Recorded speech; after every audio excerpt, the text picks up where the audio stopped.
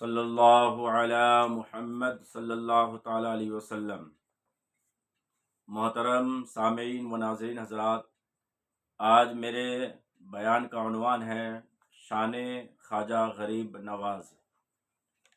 یہ میں نے موضوع اس لیے لیا کہ یہ رجب المرجب کا مہینہ چل رہا ہے اور 6 رجب المرجب کو خواجہ غریب نواز کا وصال ہوا تھا، اس کے عرس مبارک منایا جاتا ہے، تو اسی لیے موقع اور مناسبت کے حساب سے آج میں نے یہ موضوع کا انتخاب کیا ہے۔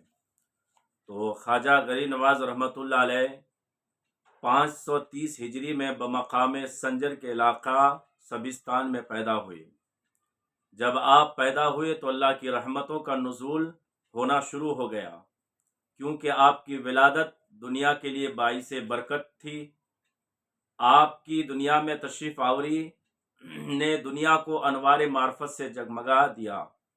آپ کی والدہ ماجدہ فرماتی ہے کہ جب معین الدین حسن میرے بطن اقدس میں آئے تو بڑے بڑے خواب دیکھا کرتی تھی۔ گھر میں خیر و برکت ہو گئی، جو ہمارے مخالف اور دشمن تھے سچے دوست بن گئے۔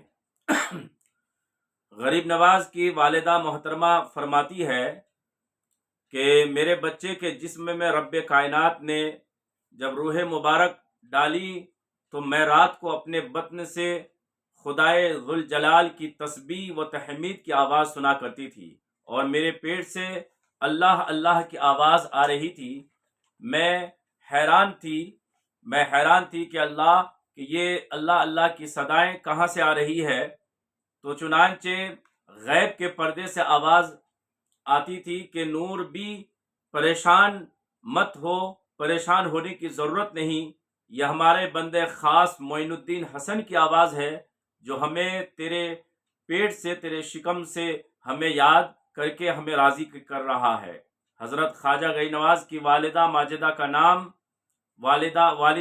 کا نام خواجہ سید غیاث الدین رحمۃ اللہ علیہ اور والدہ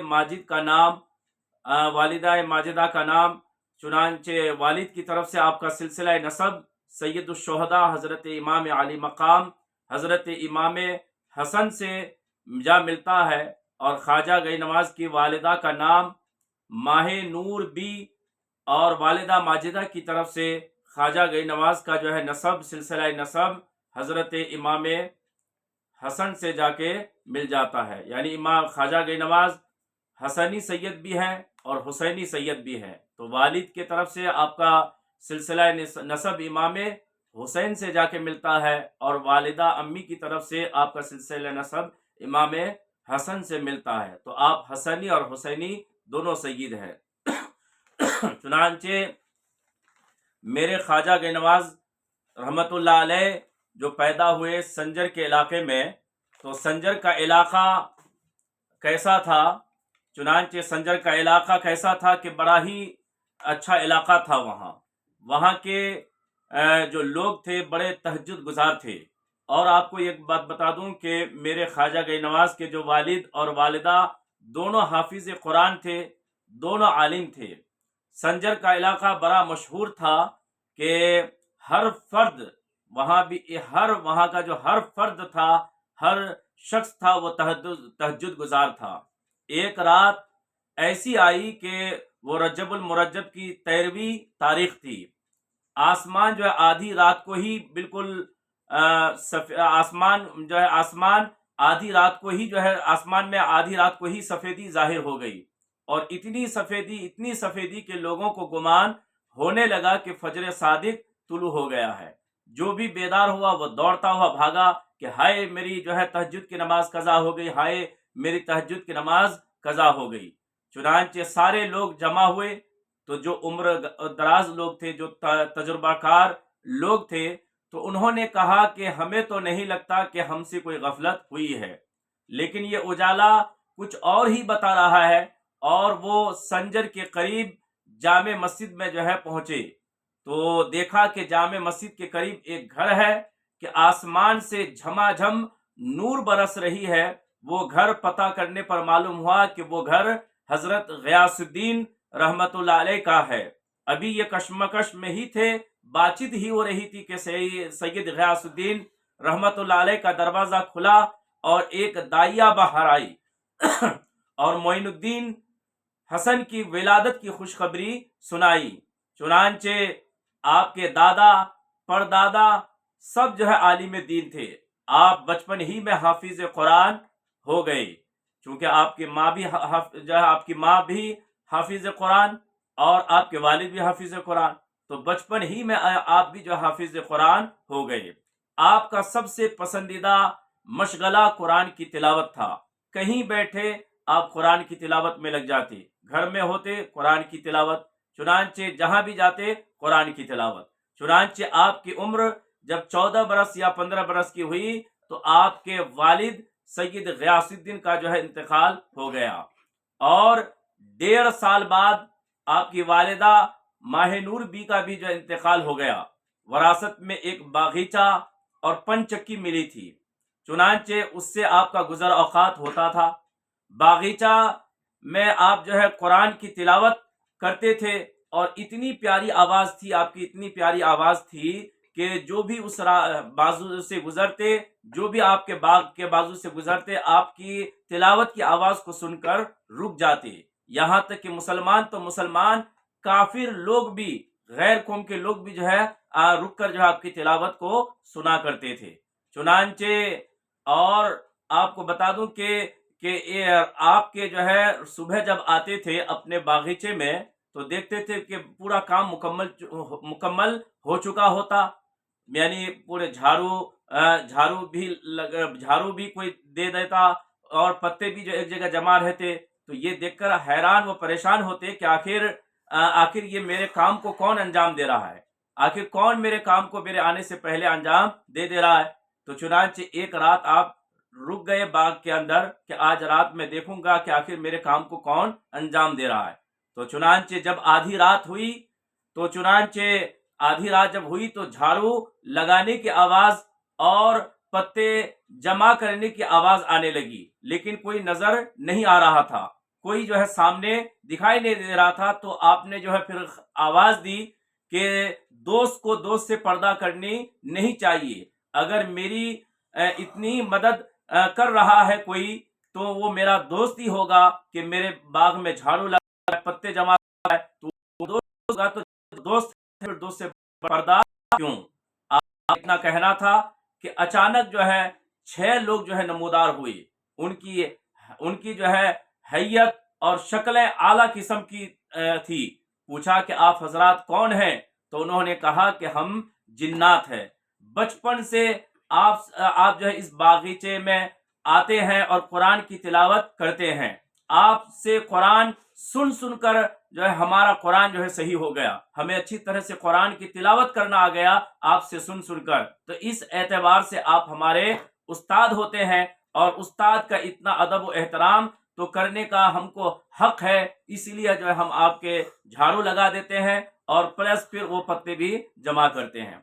चुनांचे आप इसी तरह आप उस बाग में आप एक मर्तबा क्या कर रहे थे, पानी दे रहे थे, बाग में पौधों को पानी दे रहे थे।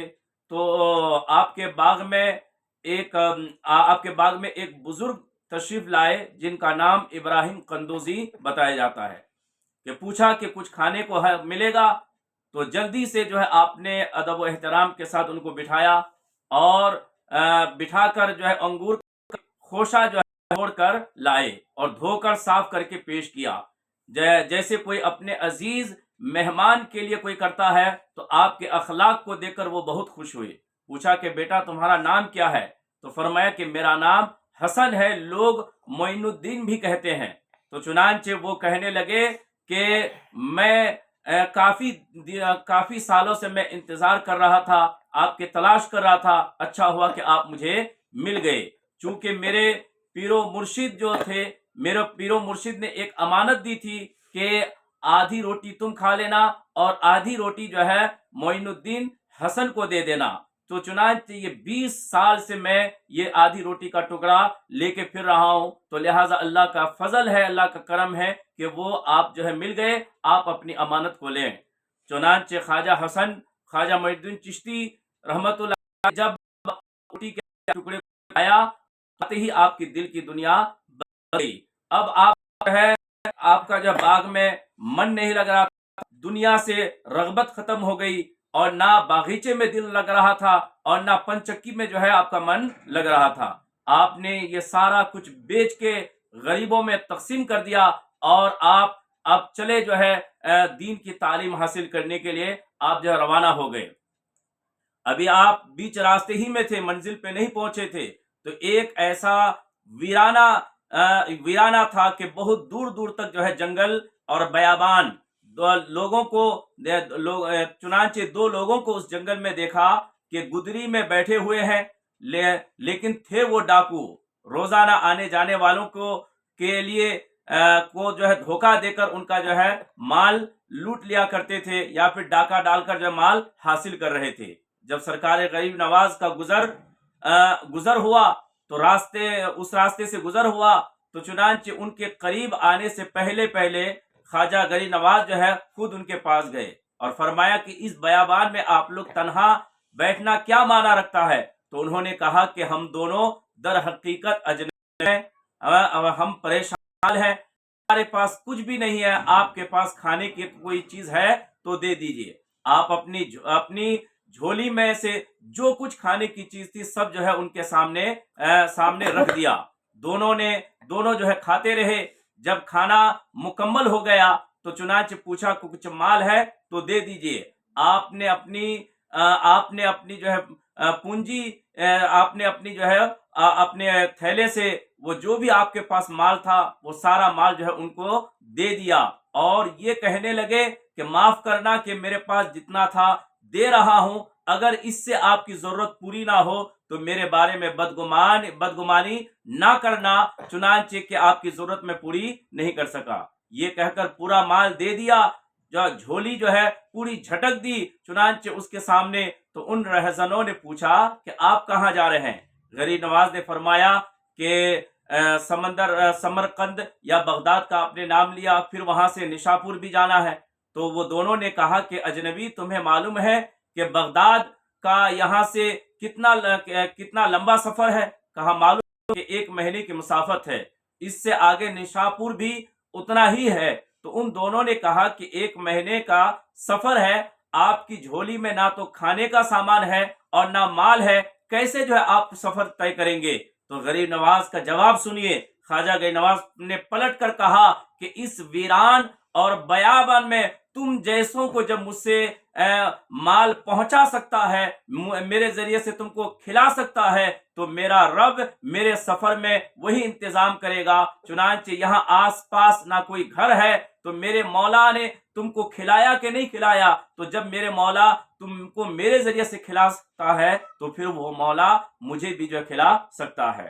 چنانچہ دونوں یہ بات سن کر وہ دونوں کے آنکھوں سے آنسو ہو گئے اور توبہ کی اور قدم پکڑ لیے کہ ہم نہ تو اجنبی ہے اور نہ کوئی ہم مسافر ہیں، بلکہ ہم جو ہے ایک ڈاکو ہیں، یہاں سے جو بھی لوگ جو ہے گزرتے ہیں ہم ان کا مال لوٹتے ہیں، اور جو بھی یہاں سے گزرتے ہیں ہم ان کا مال دھوکہ دے کر لیتے ہیں یا پھر جو ان کا مال لوٹ لیتے ہیں۔ چنانچہ ہمیں معاف کیجیے گا۔ تو آپ نے وہ جو آپ نے ان کو اپنا مال جو ان کو دیے تھے، تو وہ اپنا جو ہے وہ مال جو ہے آپ کو واپس کرنے لگا۔ تو خواجہ غریب نواز نے فرمایا کہ یہ اللہ جب کسی بندہ کو دیتا ہے تو وہ دے کر واپس نہیں لیتا، یہ مولا کو پسند نہیں، تو پھر میں ایک بندہ ہو کر بندے کو کوئی چیز دے کر واپس کیسے لے سکتا ہوں؟ یہ مجھے پسند نہیں، تو اس لیے یہ مال اپنے پاس رکھو۔ چنانچہ جب آپ کو وہ دونوں بھی آپ کو ساتھ کچھ دیر چلنے لگے، تو جب رات